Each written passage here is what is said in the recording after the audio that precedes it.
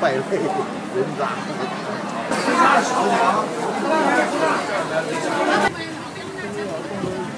延边朝鲜族自治州位于中国、北朝鲜、俄罗斯三国交界地带，其首府延吉市是中国最大的朝鲜族聚居地，亦是中国境内朝鲜族文化和地道美食最集中的地方。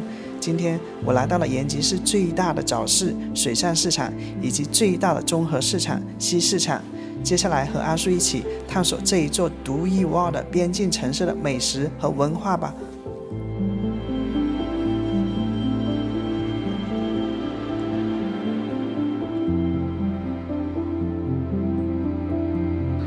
这是真正有诗意的人。这条叫延吉河。延边朝鲜族自治州的地理位置很特别，它位于中国、朝鲜、俄罗斯三国交界的地方，东边与俄罗斯接壤，南边与朝鲜接壤，跟朝鲜只隔了一条图们江。它的整个边界线有多长呢？有760多公里，相当于环着海南岛绕一圈，或者是从北京到西安的直线距离。很多人来到延吉市呢，会做2件事。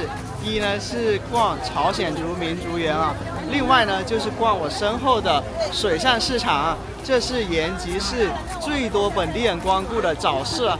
接下来和阿树一起感受一下这里的早市啊。在早市还能看到按摩院啊，街边露天按摩，肩颈10元10分钟，保健按摩矫正50元。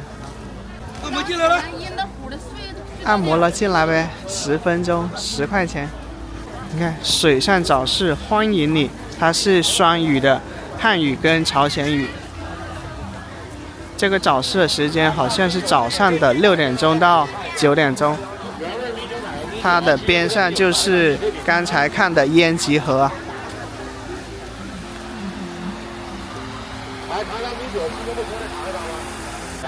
这早市分为露天跟不露天啊。不露天应该就是一些流动的摊贩，他只要向市场管理方交极少的钱就可以在这里摆摊，甚至不要钱。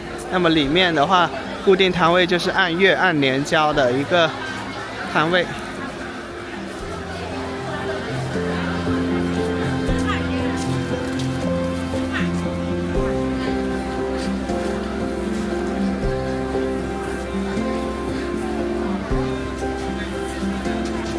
延吉市作为延边朝鲜族自治州的首府啊，那么它的朝鲜族人口占多少呢？资料显示啊，朝鲜族人口占54%，算挺高的一个占比了。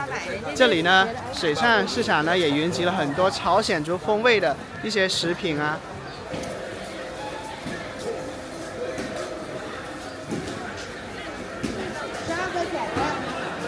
据说啊，过去水上市场呢主要是本地人光顾的一个早市，后来游客慢慢的也知道了，渐渐的也多了一些游客的身影啊，在这个市场上。这个是糍粑，打糍粑。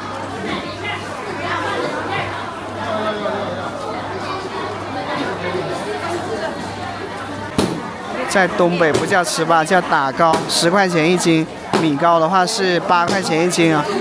可以看到这些阿姨们交流呢是用朝鲜语交流的。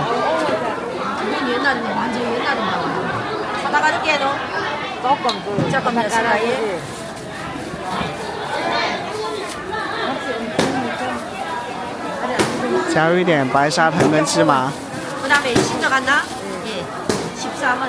这一摊是朝鲜街边小吃啊，尝试海鲜葱饼。看到这里有虾仁辣白菜的啊，多少钱一个呢？原味的14块，辣白菜的16块。原味的要鲜一点，辣白菜是特色，卖的多一些。啊，这些就是游客了。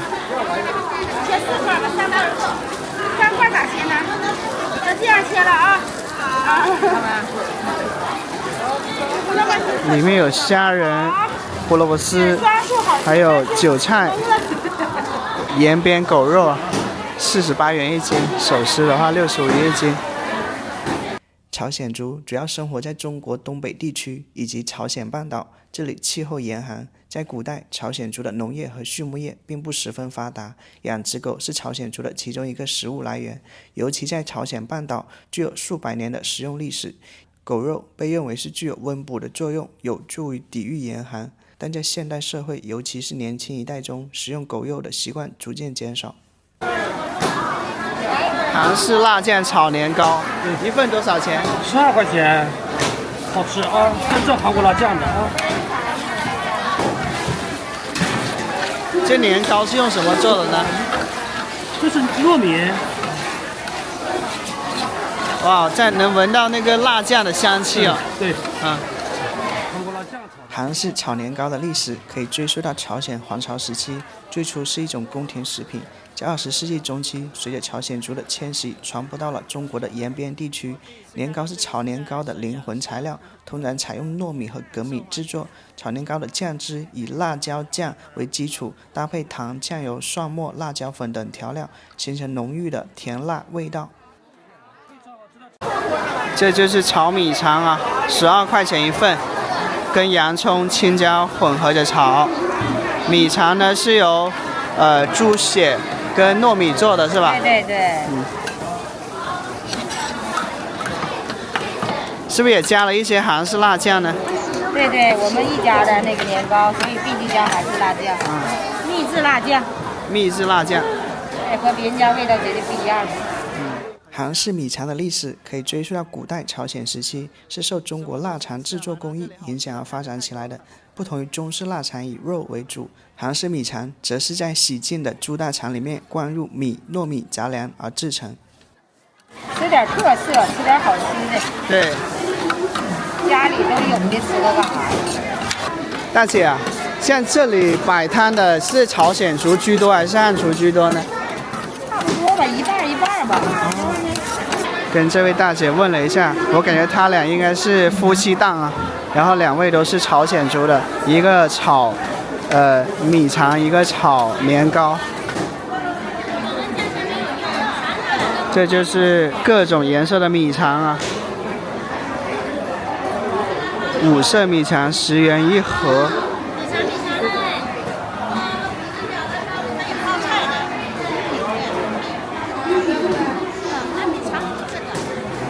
然后这个市场的话，据说卖东西的朝鲜族跟汉族一半一半吧。这个来试呢。这个很别致啊，叫南瓜蒸饭。这里是一个青椒切成2半了以后塞进去糯米啊，还有一颗红枣。那么这个就像是贝南瓜，然后填充了一些糯米啊，看上去很别致啊。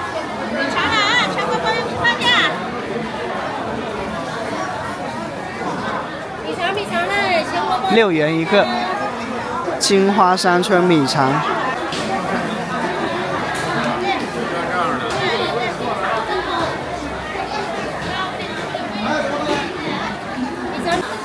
韩式小鱼饼，这个在延边特别多见，街头巷尾都有，加了一些芝士。然后一个菠萝肉，对，一个香蕉芝士，一个菠萝肉，再来一个土豆。这是香蕉泥，还有芝士，哦，是鸡蛋和牛奶。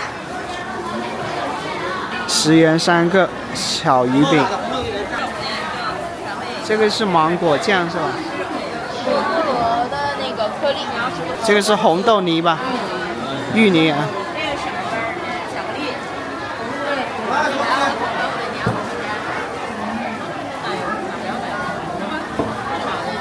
各种口味的韩国小鱼饼啊，豆沙、抹茶、枣泥、巧克力、草莓、芋泥、奶酪、酸奶。对，10块。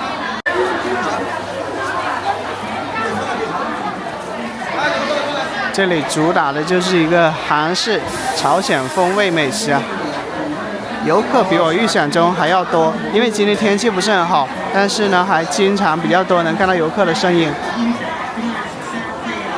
韩国泡菜，各种口味的牛板筋条、桔梗啊，这2个是比较有名的。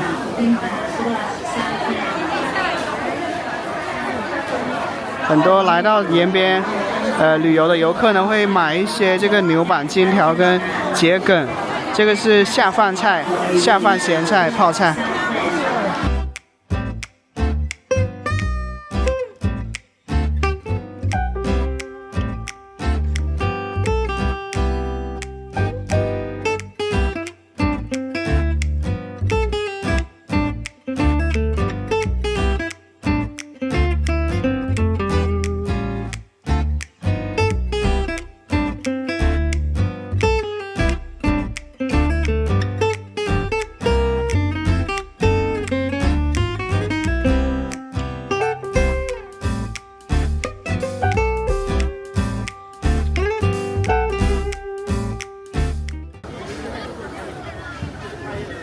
哦，这个大红石榴啊，还有无花果。10块钱一斤，12、15一斤。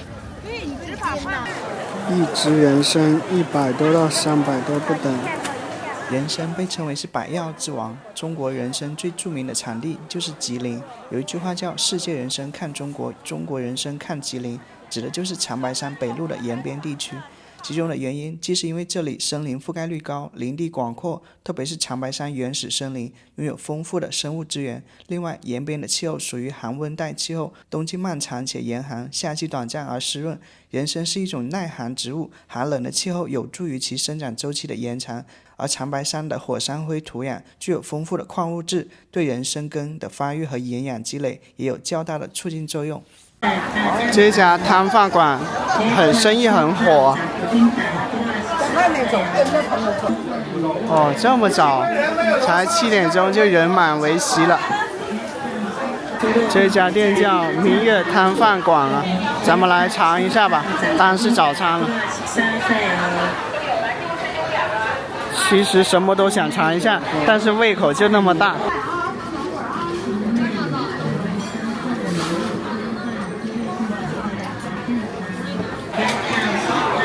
明月摊贩啊，正宗朝鲜族传统美食。这个是狗肉汤啊，里面是狗肉。那么这个是延边的黄牛肉。黄牛肉汤。哦，这个呢？猪肉炖白菜大酱汤。猪肉炖白菜大酱汤。啊。完了参鸡汤。哦，还有那个参鸡汤，就4种汤。这是熬参鸡汤的参啊，10元一根。这个15元一根。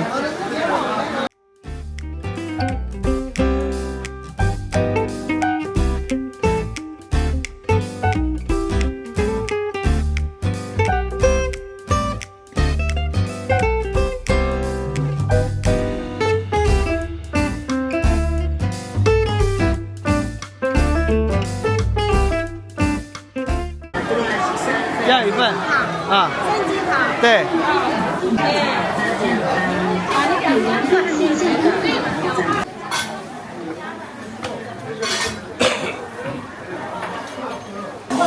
这一份参鸡汤啊，15块钱，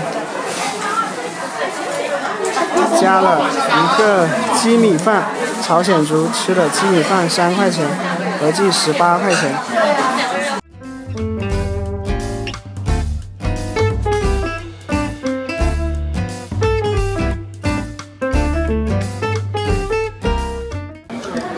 早上先喝一口热乎乎的汤，哇，好鲜的！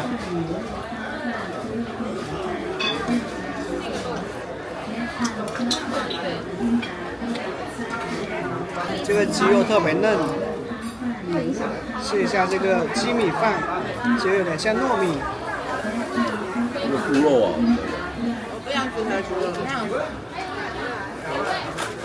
这个比糯米还要黏糊糊的。哇，这个饭好吃。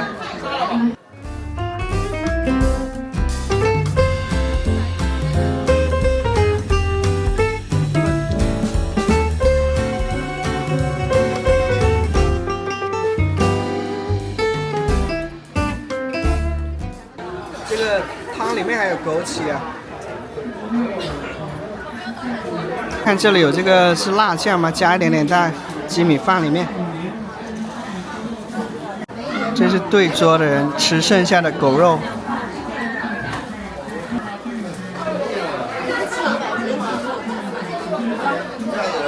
那个辣酱味道挺特别的，不是很辣，特别香，挺香的。刚了解了一下，这个鸡米饭呢，它不是用普通的水熬的，它是用鸡汤、枸杞、大枣熬出来的一个糯米饭吧。真好吃，这个就不配菜，光吃这个糯米饭都能吃一碗。它这的咸菜也是免费添加的，这个鸡汤呢你是可以续杯的。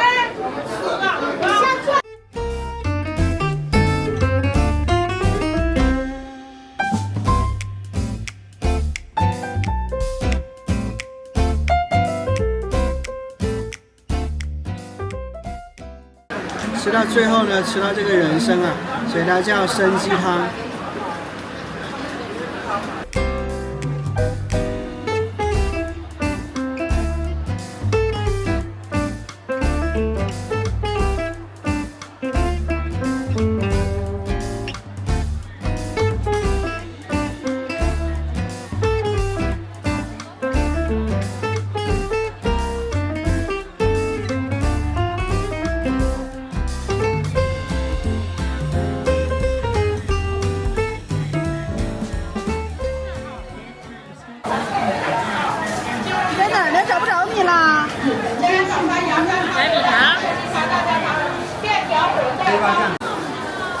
尝吧，没事儿。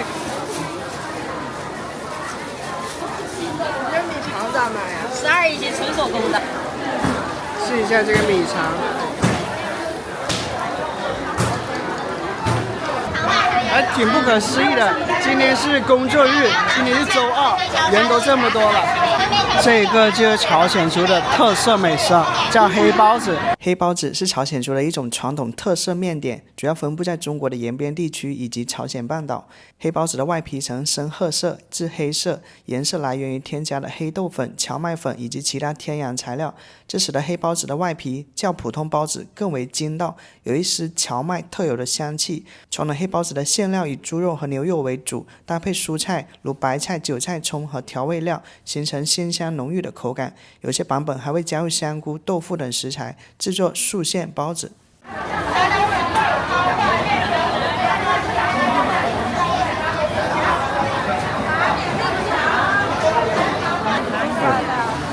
不能太辣，挺好，挺好，挺好，挺好。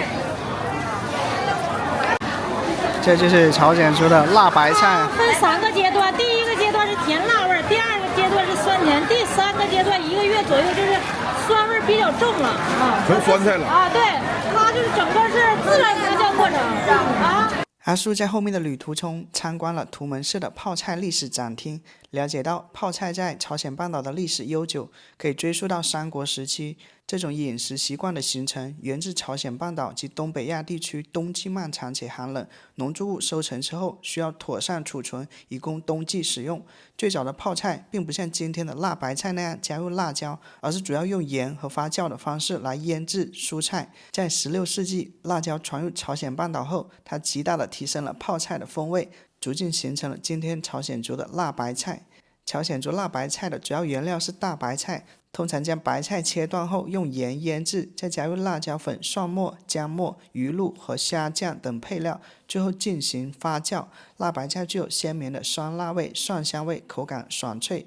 它不仅是朝鲜族餐桌上的必备菜品，也代表着朝鲜族独特的饮食文化。不要选谁吧？哇，这个手多大呀！香格里拉呢是我国重要的松茸产区啊。当时我在香格里拉呢就了解到，松茸呢只生长在有限的地方，除了香格里拉，长白山呢也是一个产区啊。但是这里的松茸特别贵，200多块钱一斤哎，你在云南的话就是几十块钱一斤。这边小个一点的松茸180一斤，而这边大个的话280一斤。不过这个松茸是真的大。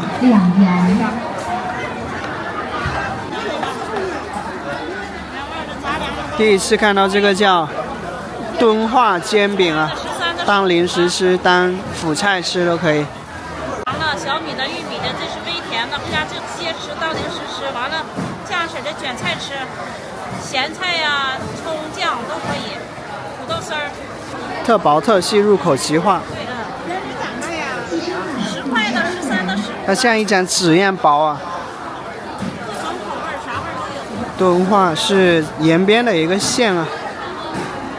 五谷杂粮、玉米、黄豆，各种口味的。卷菜吃，前面那排是不甜的，这排是微甜的，还有适合血糖高的人吃。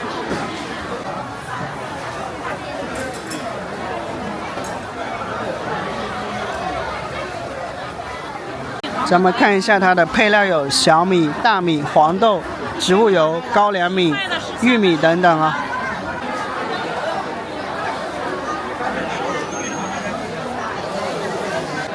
真的是入口即化，它的甜味并不太明显，主要是一种淡淡的香气。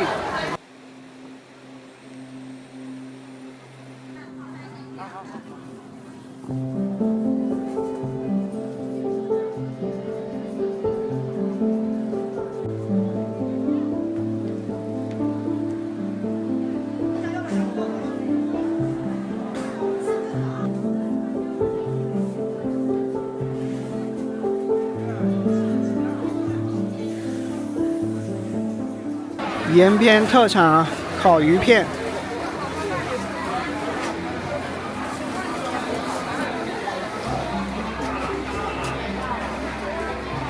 像这些的话，5元一袋啊。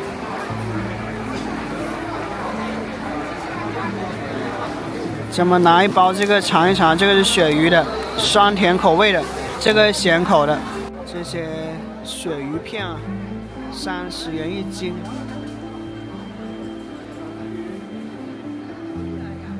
来，咖啡人3免费品尝香锅包肉皮花饺，来。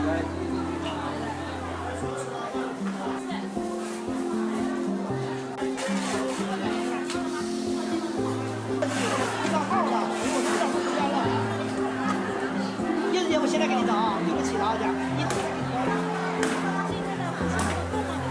这个是我在长白县尝过的南国梨，在这里呢都能闻到它那个淡淡的梨香气啊。10元4斤的话，算比较实惠的，10元3斤就是市场价。这个就这边的一个才会见的，叫姑娘果，10块钱一斤。这个你看里面是一个像黄色的小番茄一样的。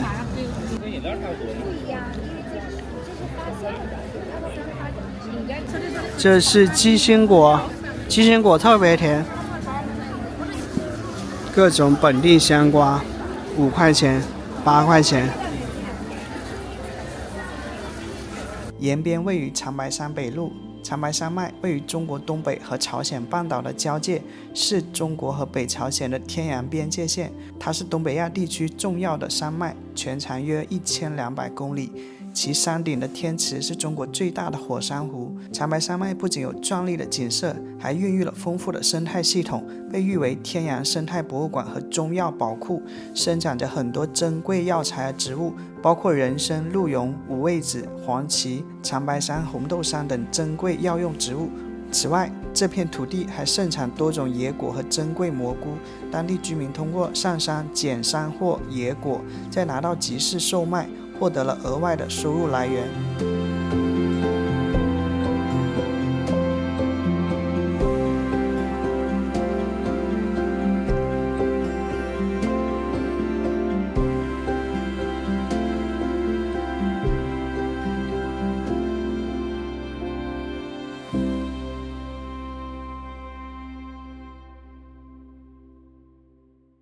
这个市场呢也很多见这样的延边米酒，应该是这边的特产。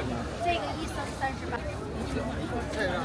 你看一下卡拉胶3个它里面都没有。苹果梨米酒啊，它一升的话是38块钱，7点45了。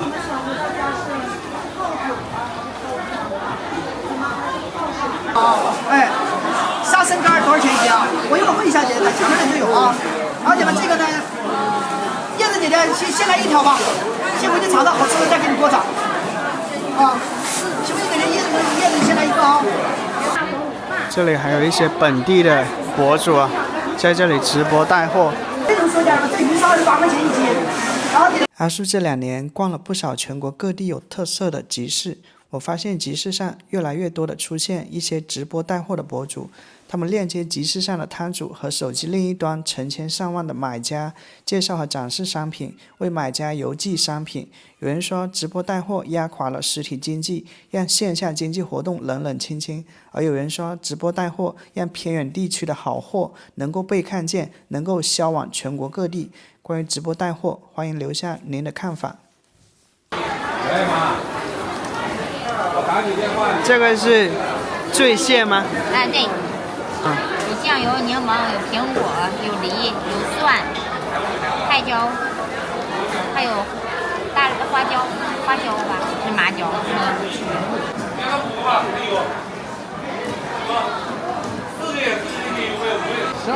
这个是辣酱拌过的一个蟹，各种口味的驴打滚啊，15.8元1斤。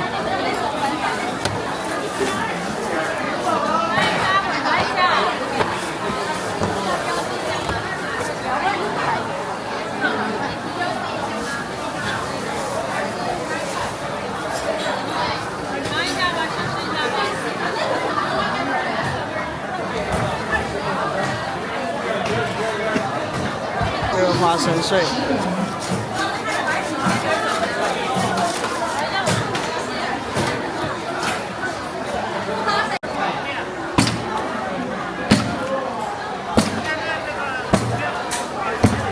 这些是哈尔滨的特产，哈尔滨红肠，31斤，68一斤。现在8点35了，盐就开始少了一点点。哦，鹿茸片10元1克。不要去我爸的。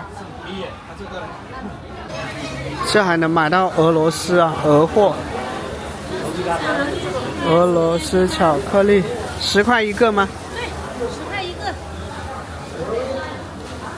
这里因为是中朝俄3国交界地带啊，既有朝韩的一些食品，也有俄罗斯的这种巧克力，还有泡娃、伏特加，56度的俄罗斯进口的伏特加，70块钱1瓶，还有俄罗斯的香肠罐头，这是饼干。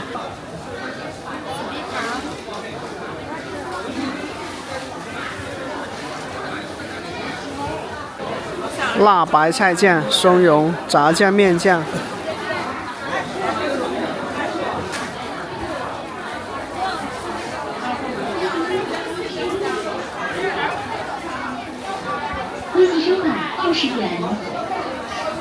万物皆可，辣酱啊，这个是蟹，这个是虾，这是鱼，白菜。辣白菜不来点儿？辣白菜不来了。土豆饺子、韩式派菜饺子、虾饺子2元1个。这个是什么馅？煮个鸡蛋。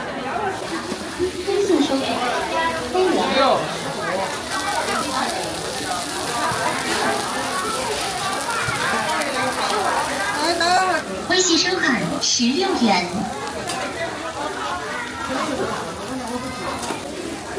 虾饼炒年糕，韩式小吃。虾饼炒年糕了啊！虾饼炒年糕。鱼饼炒年糕。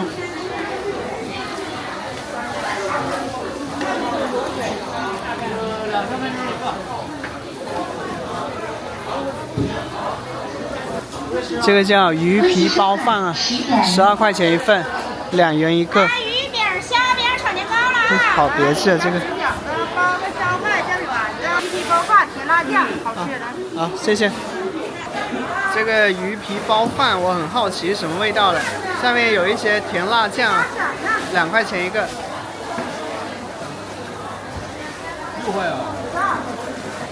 里面是糯米饭，包了一层鱼皮，咸咸的，有点太咸了，我觉得。水晶饺子，一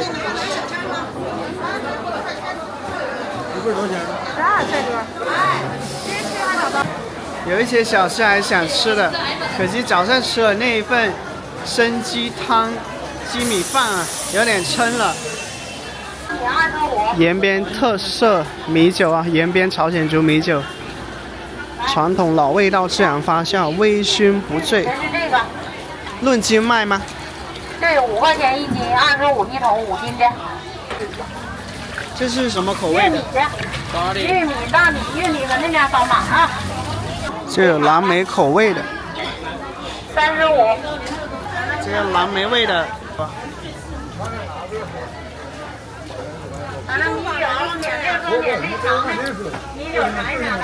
很甜，酒精度很低，酒味基本上很不明显，更多是草莓的那个甜味。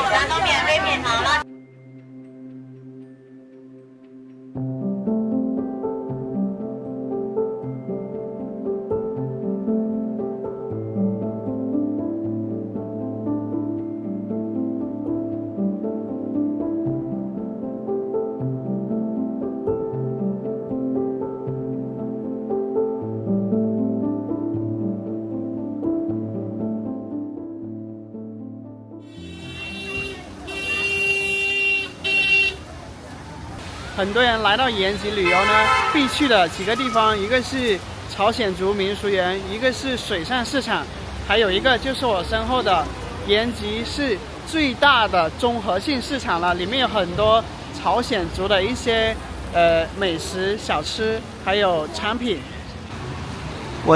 我看网上视频有本地人说，来西市场，最值得买的一个是明太鱼，一个是泡菜。还有一个是桔梗啊！哇，一进到这里就能闻到浓浓的明太鱼的一些鱼产品的气味啊！在延吉地区最常见的鱼产品就是明太鱼，这是因为延吉位于吉林省的东北部，靠近朝鲜边界，当地居民的传统饮食中受朝鲜半岛文化的影响。明太鱼通常指的是太平洋鳕鱼，它们在寒冷地区生长，作为一种耐寒、易于保存的食材，被朝鲜族民众广泛食用。明太鱼干是延吉地区非常受欢迎的传统食品，将新鲜的明太鱼腌制、晾晒后风干，保留鱼肉的鲜美和营养。鱼干可以用来做汤、炒菜、炖菜、拌饭或者直接食用。通过晾晒，鱼肉中的水分被去除，味道更为浓郁，保存的时间也大大延长了。一斤啊，40块钱，蘸料吃或者烤着吃、蒸着吃、生吃都可以。这里有调料，是一些辣味的。我原以为来西市场的主要是游客为主啊，但我发现很多的顾客跟摊主交流是用朝鲜语的。这些食品都写了延边特产，冷冻保管，然后呢，通常都配有一些这个明太鱼酱料，蘸着酱料吃。40一包啊！延吉冷面，里面汤底是添加了苹果梨的。咱们看一下它的吃法，是将水煮开后放入面条煮5分钟至无硬心，捞出面条用冷水冲洗2到3次，把水沥干，再将面条所有料包倒入冷面碗中啊。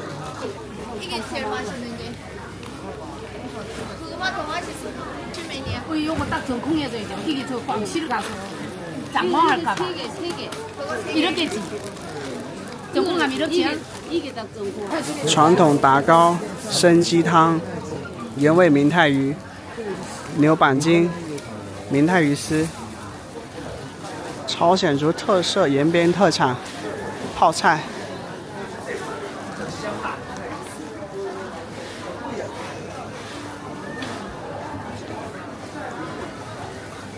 阿里郎米酒，这里呢跟今天早上的水上市场相比，它的品类会更齐全。闻到一些这种海产品的味道。这里还有鹅货批发零售啊，干果、调料，这些像是进口的啊。你看下面写的只有朝鲜语。这里是卖鲜肉的，这里是延吉市啊，帝王蟹、毛蟹、板蟹海鲜批发，150元1斤，产地俄罗斯啊。延边朝鲜族自治州下辖的县级市珲春市毗邻俄罗斯、日本海和北朝鲜，形成了中俄朝三国交界的独特区位。而俄罗斯是世界上最大的帝王蟹出口国之一。2016年，珲春口岸正式被批准为进口冰鲜海产品，成为俄罗斯帝王蟹进入中国的主要通道。因此，珲春被誉为中国的帝王蟹之都。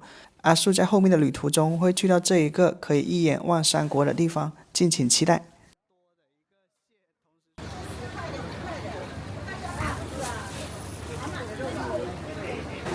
这里是长白山特产野生木耳、野生蘑菇、干松茸、松子仁、鲜松茸、蓝莓、蔓越莓产品。你看下面是朝鲜语啊，延吉白酒、米酒。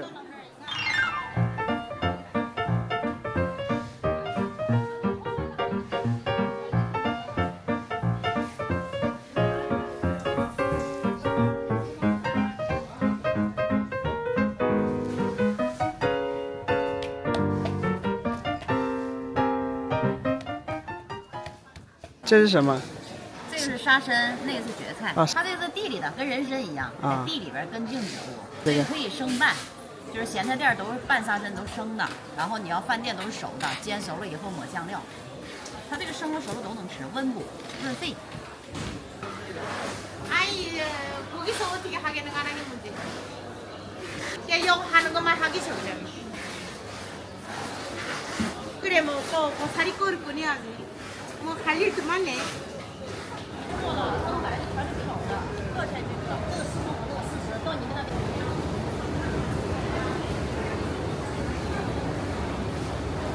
2楼卖韩国服装、睡衣、童装服装、帽子、皮帽。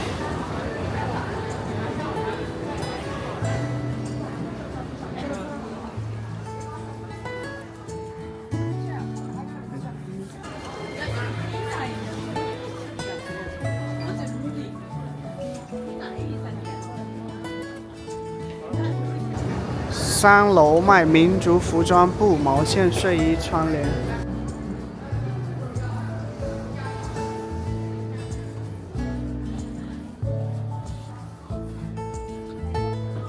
民族服饰，朝鲜族民族服饰，姐妹服装，上衣90元。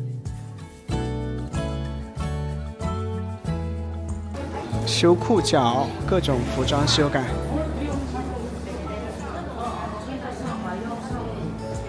4楼是土特产批发零售，生永土特产。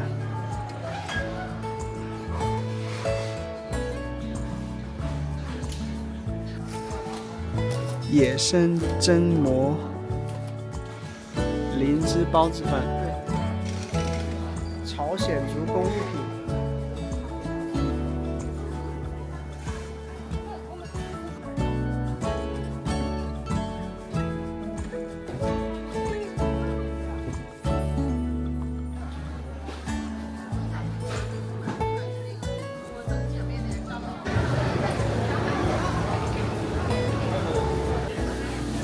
这一排是韩国食品批发零售啊。尝一下这个。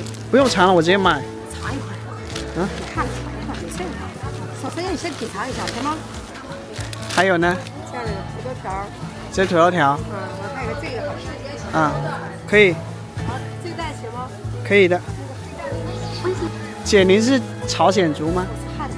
汉。是朝鲜。哦。买了一些刚才那位大姐她那里卖的最好的一些韩国小吃啊，待会儿尝一尝。这里卖桔梗、牛板筋、拌明太鱼。这是牛板筋是吧？桔梗，小时候的味道。拌明太鱼，来，明太鱼尝一下。甜口板筋。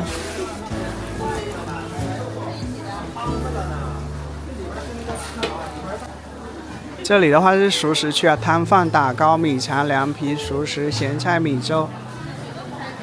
这里是值得来一下的。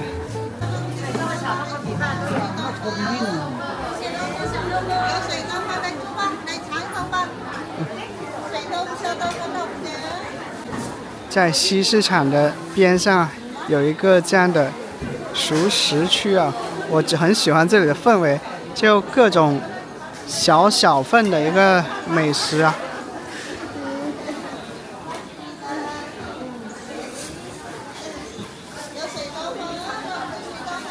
水豆腐啊，点了一碗水豆腐啊，10块钱，可以包含米饭。在这里有一些咸菜，这辣椒，这个是什么呢？我看本地人是这么吃的，就是一碗米饭，一碗水豆腐，然后舀一点这个咸菜拌到水豆腐里面去啊。这个吃法有点像我在云南建水那边的吃法。有水豆腐，爆谷的水豆腐，什么水豆腐？在这里的米饭好像都加了一些爆谷的。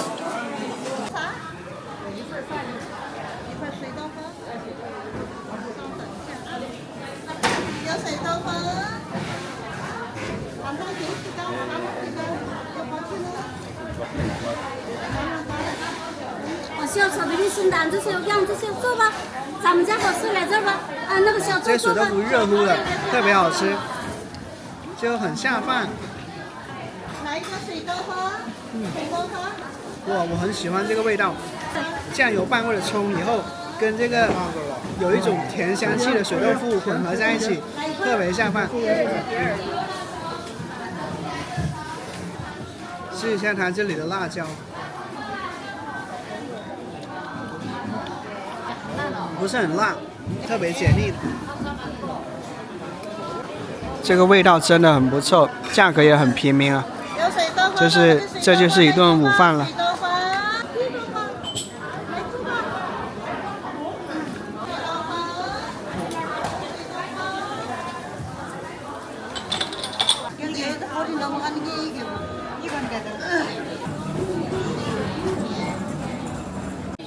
味道可以的。我看到本地的一些老奶奶卖啊，他们只收7块钱。这里是玉米渣子粥、冬至红豆粥、南瓜粥啊。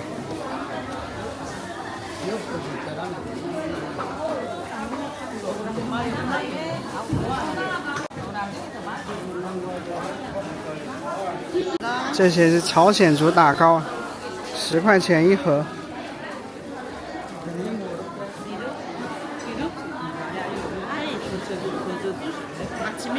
我要一个豆沙的。对，朝鲜族的特产。啊，您是朝鲜族的吗？朝鲜族。啊，您在这里卖米糕多久了3年了。3年。生意好不好？最近2年。现在可以，去年开始挺好的。今年是没有去年好，去年是不。很多地方都这样的。对。各行各业都是去年生意比今年要好一点。当然了。再等的打糕。要黄豆的。打糕是朝鲜族的传统糯米制品之一，作为朝鲜族的代表性美食，它最早是宫廷食品，被赋予象征富足和吉祥的意义，用来招待贵宾和祭祀祖先。随着糯米产量的增加，打糕逐渐普及到平民百姓，成为节庆和婚礼中的重要食物。初期的打糕以蒸糯米饭为基础，将蒸熟的糯米放入石臼中，用木锤反复捶打，直到米饭完全粘合，表面光滑有弹性。通过捶打呢，糯米饭可以变得更柔软易嚼。将捶打完成后的糯米团切成小块，再裹上黄豆粉、红豆粉、芝麻粉等，赋予打糕更丰富的口感和香味。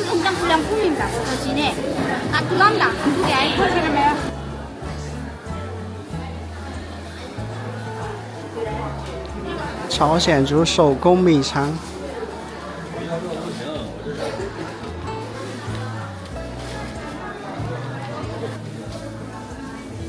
一区。谢谢。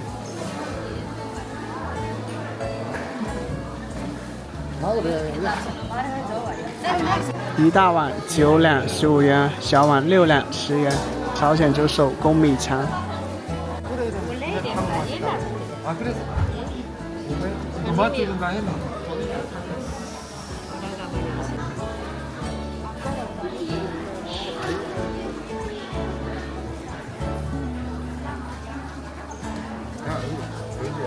좀 얇게 썰어줘. 너무 실하게 썰지 말고. 얇게 썰어주세요. 예. 아, 是啊。牛板筋、耿节、节糕。以上就是本期视频的全部内容，很高兴你能看到这里。如果你喜欢我的影片，不要忘了帮我点赞、订阅我的频道，这对我是很大的支持。我是阿树，感谢收看，我们下期见。